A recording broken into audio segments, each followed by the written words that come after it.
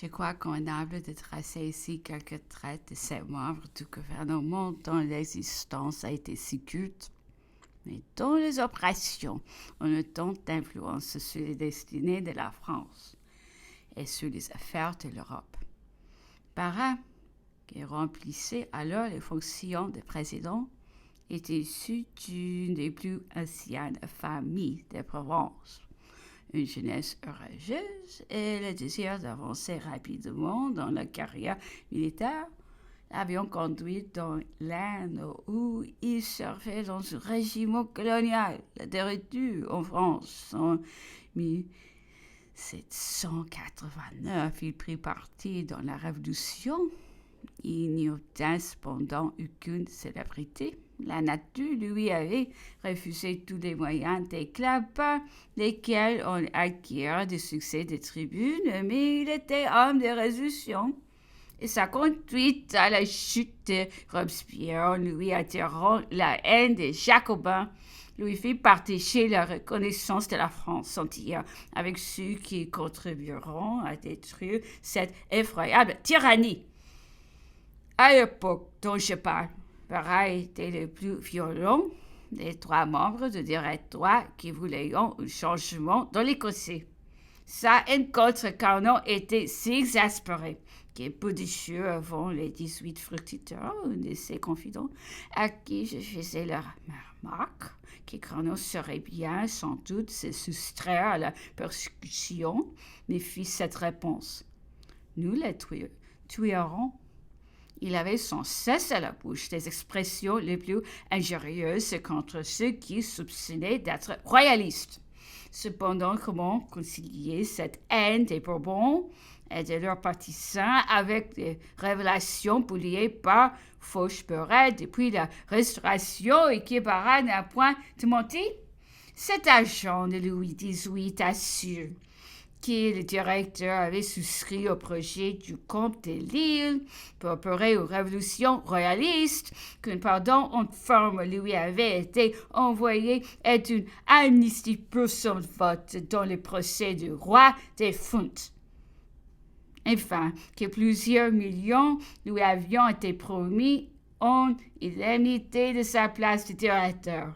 Si l'assertion de Faucheperret est vraie, l'acharnement de Parra contre le parti royaliste ne peut s'expliquer que par l'impossibilité où il suffit d'accomplir ses promesses, ou par le chagrin jaloux d'être obligé de partager la gloire et le profit de la Restauration avec des gens qu'il détestait et dont la réputation, les talents présentés au plus de 40 rois.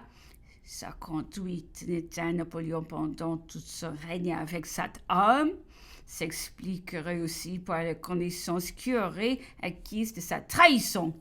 Rebelle, qui venait ensuite, était un jurisconsulte de l'Alsace, son nom tiendra peu de place dans l'histoire.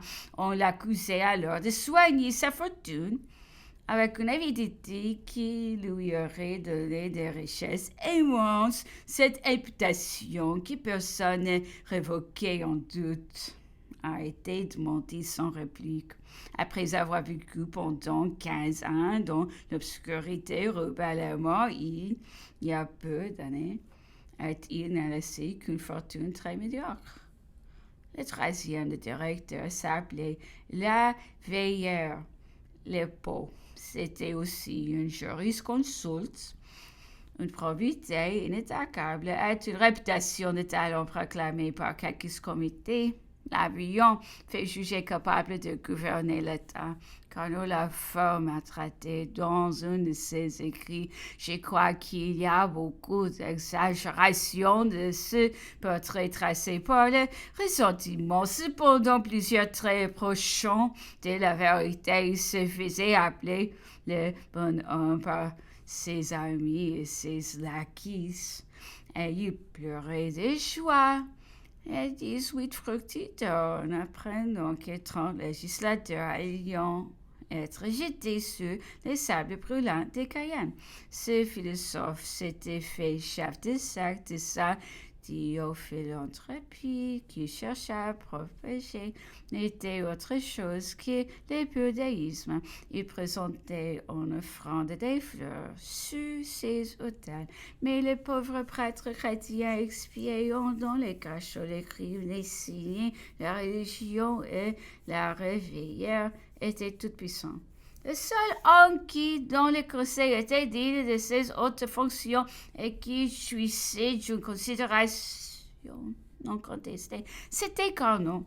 À cette époque, il n'avait pas encore entièrement développé cette inflexibilité de conscience et ces rares désintéressements qui l'ont rendu jusqu'à présent inaccessible aux séductions de la puissance soudaine. Casser menace de ses rigueurs. Mais ceux qui l'approchaient admiraient en lui cette unité de caractère qui ne s'attache qu'à la vertu et les vastes connaissances consacrées au soutien de la liberté et à l'indépendance de la patrie. L'attitude de son esprit est inébranlable fermeté de son âme. Oui, on n'est plus le gouvernement républicain aux prédictions que l'expérience ne paraît pas avoir altérées. Étranger à toutes les petites passions qui animent et soutiennent l'état social, il ne tient compte ni de la corruption, ni de la vanité de ses concitoyens. La République étant, à ses yeux, les meilleurs des gouvernements. Rien ne lui paraît difficile pour le maintenir, et peut-être rien ne fait trop sévère à ses yeux pour le faire triompher. Cependant, ces républicains austères étaient un bon, aimable dans sa famille, indulgent pour les faiblesses et l'erreur. Ses ennemis même ne les confondons point avec ses cruels collègues de la Convention. À l'époque dont je parle, ils convainquaient pour adoucir la position des immigrés et pour assurer les repos de leur famille. Ils refusaient toutes les mesures oppressives. Ils voulaient que la prospérité de l'État fût établie sur de bonnes lois et surtout les bienfaits de la paix.